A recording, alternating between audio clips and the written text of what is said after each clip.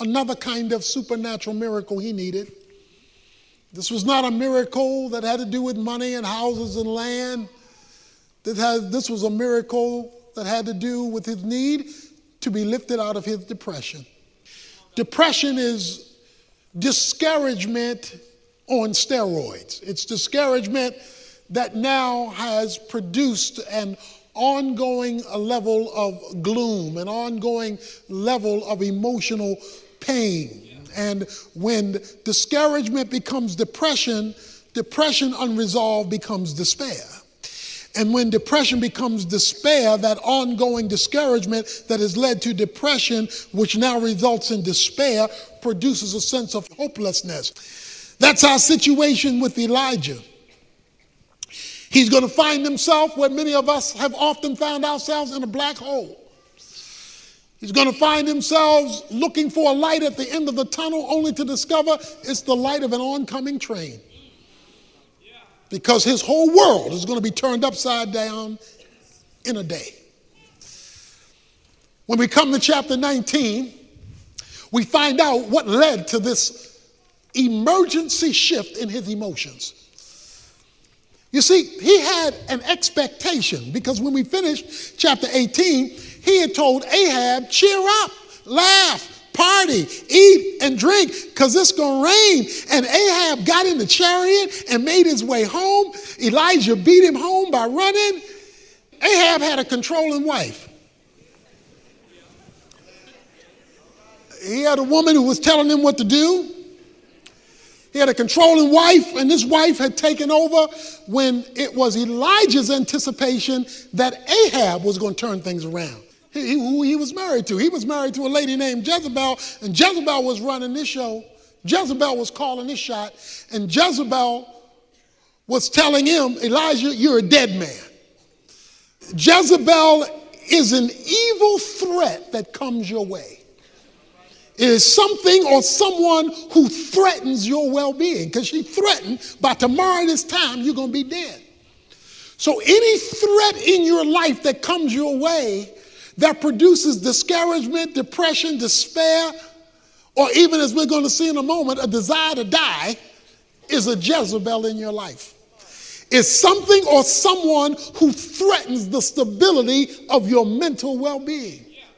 So when a boss threatens you that he's going to fire you and it's not a legitimate reason, he's become Jezebel. When there's a person who threatens you or your stability, they are in fact being a Jezebel in your life. They are operating as the new Lord over your emotions. And the reason why they can operate as Lord over your emotions is because their threat gets into your head. And when their threat gets into your thought affects your feelings. You see, we are made up of three parts. We're made up of body, our physical being. We're made up of soul. Psychology is soul, the study of the soul. So we're made up of a personhood, and then we're made up spiritually. What you have to understand is all three of these are interconnected and interrelated. So as you'll see in a moment, if you feel bad physically, it affects how you're going to think psychologically, which may affect also how you function spiritually. Or if you're down spiritually, that may affect your ability to function physically or your ability to be able to reason psychologically. Or if you're off psychologically, it can make you want to go to bed physically and make you not want to deal with something spiritually. Because all three are interconnected and all three affect the other two.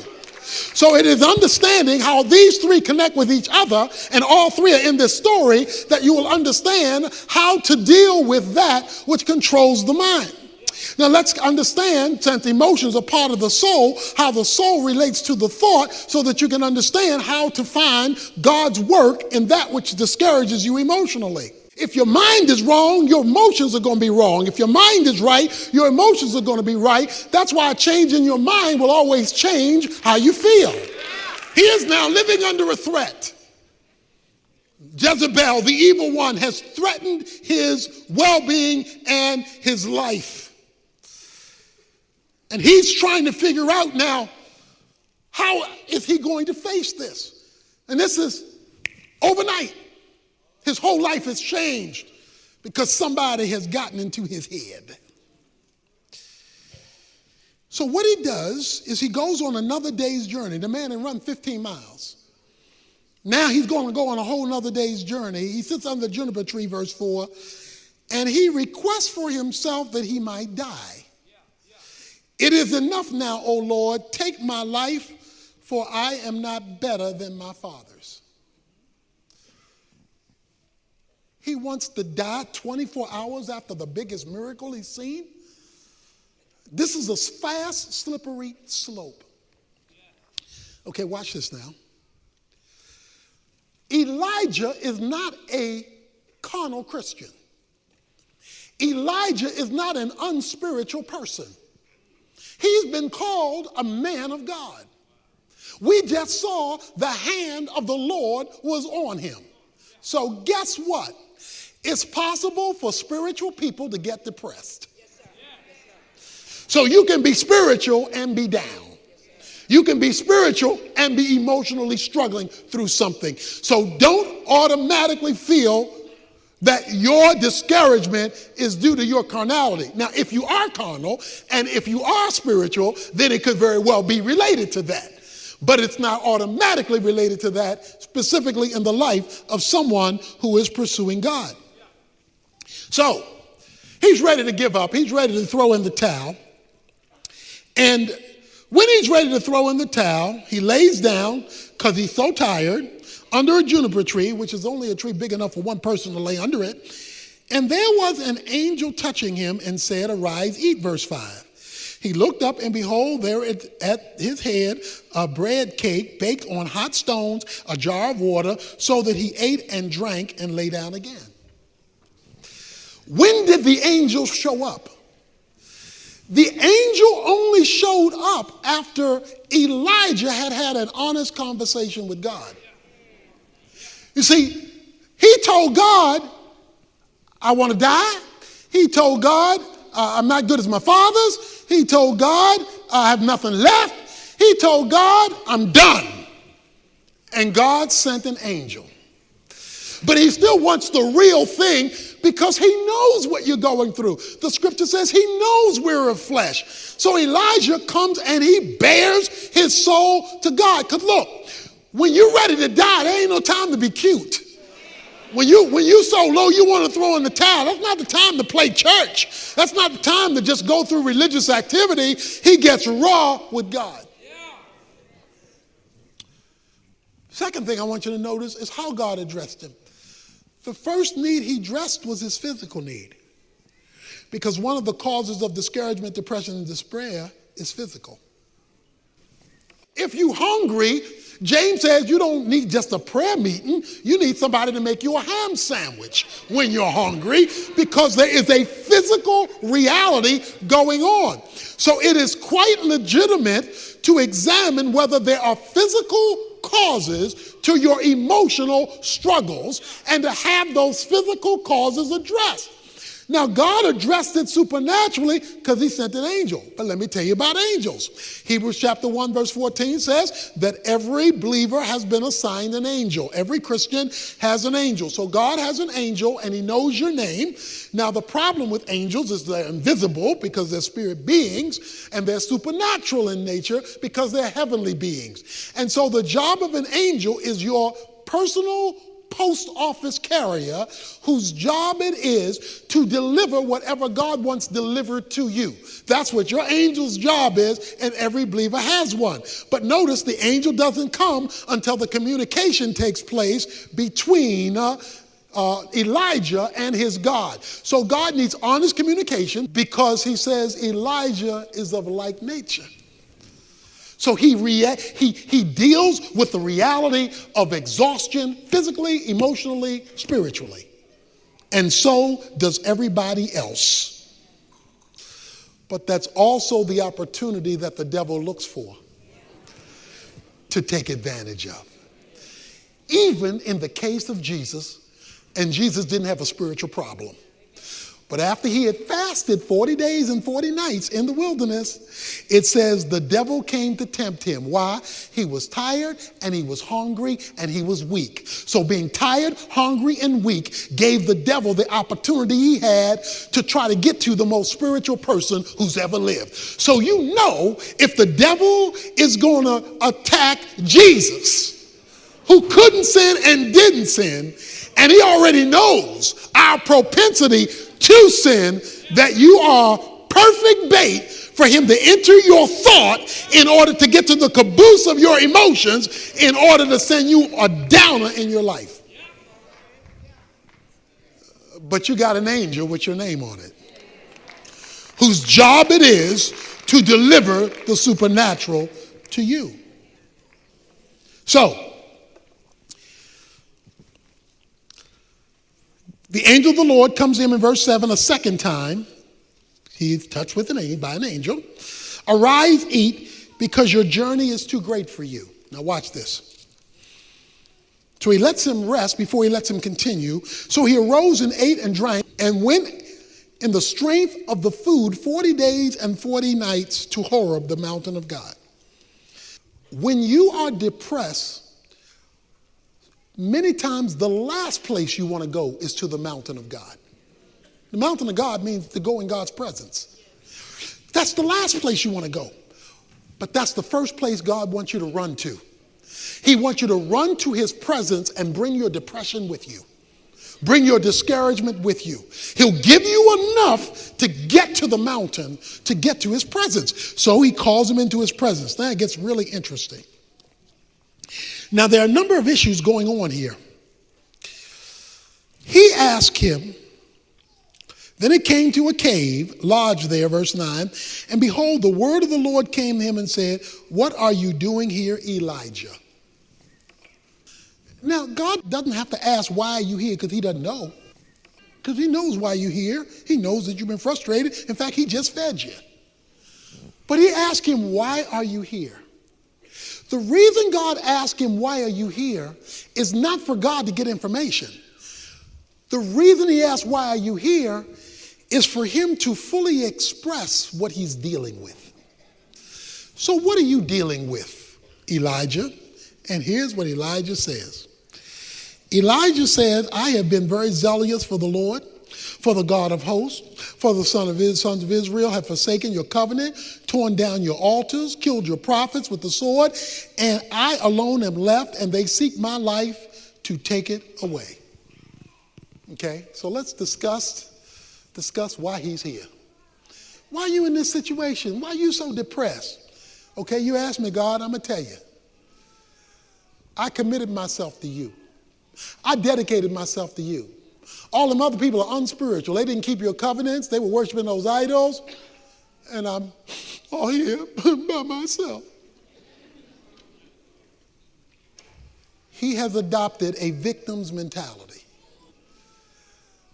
A victim's mentality is a mindset that you adopt because of negative circumstances that says, I'm where I am because everybody else is where they are.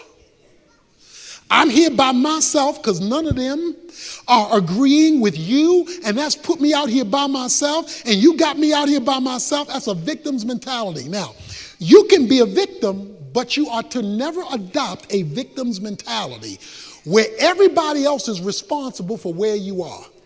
A victim's mentality is because of them, I'm here. And as long as you have that kind of mentality, you'll always be there.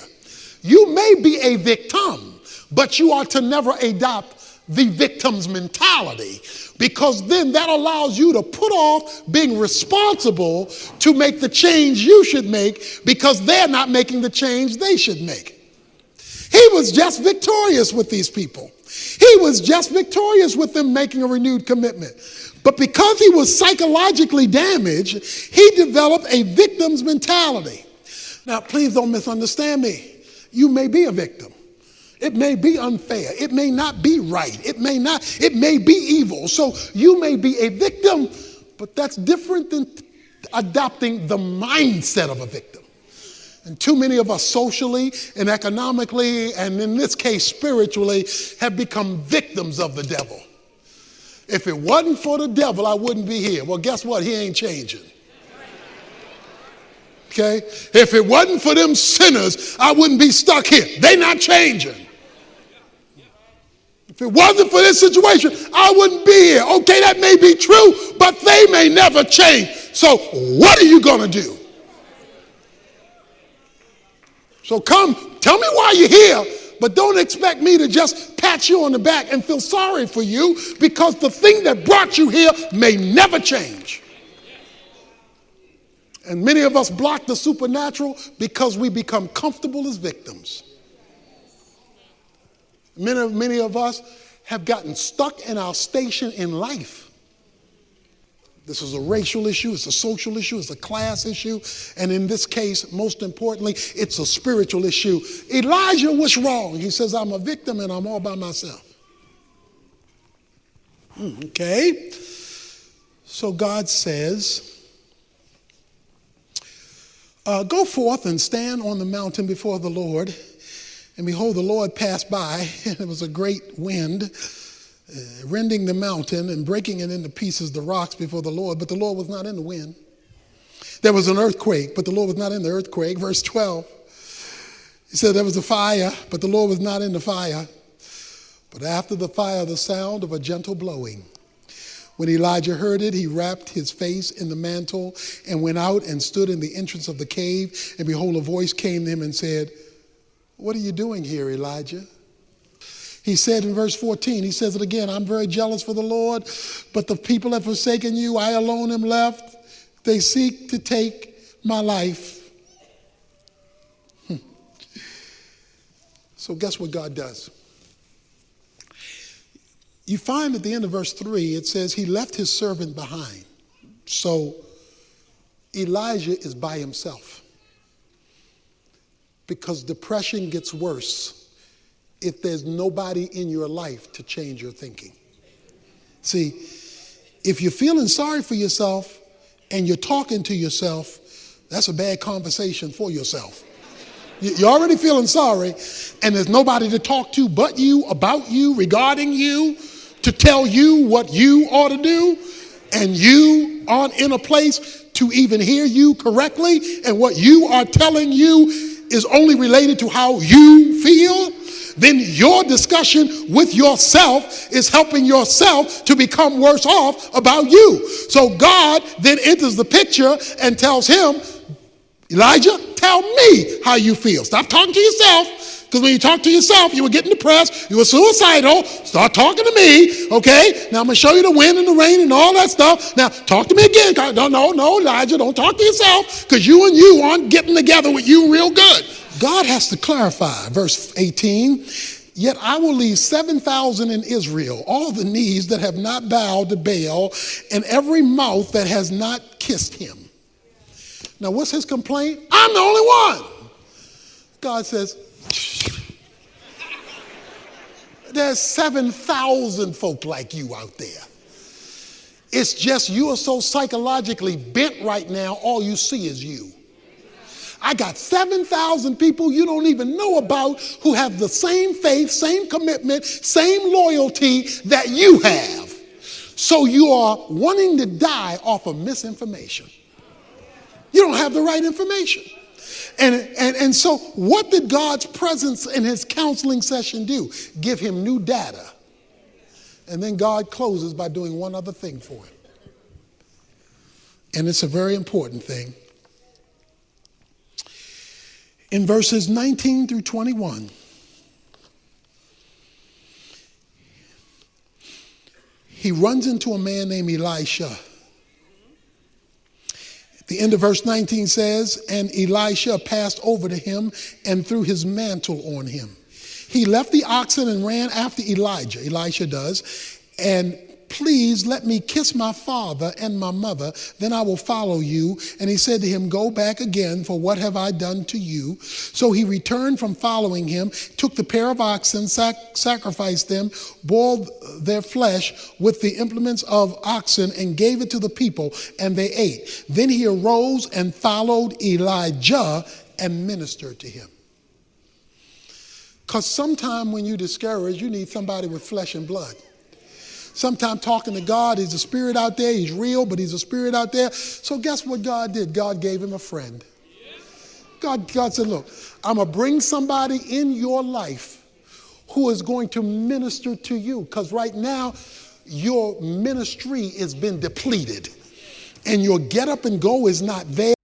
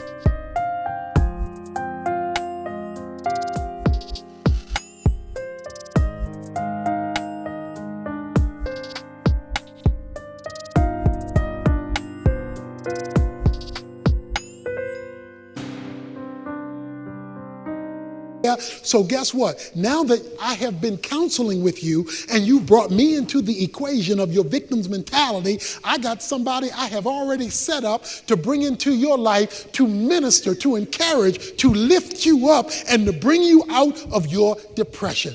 God has an angel for you. He's got a person for you. He has himself for you. He gave Elijah all three of those to give him a supernatural experience to lift him out of his depression. And one of the reasons that the church exists is to have people available in your life when you are down who can embrace you, minister to you, lift you up, and he can use you to do the same thing for somebody else. Because when we are depressed, we need another perspective. That doesn't deny the reality of how we feel, but what it does is it doesn't let you live there. Some of us are being destroyed by Satan. You need somebody who can whisper about the power of God in your life. Somebody is being intimidated by Jezebel, and you need to know from somebody who can see outside of you that greater is he that is in you than Jezebel who is threatening you. You need to be lifted.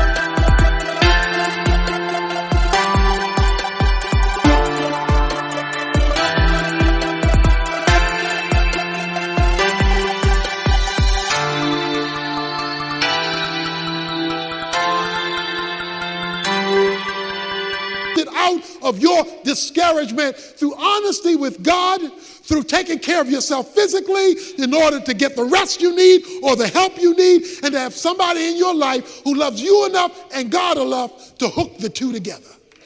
When that takes place, you may still get discouraged, but God will lift you out of it, because even godly people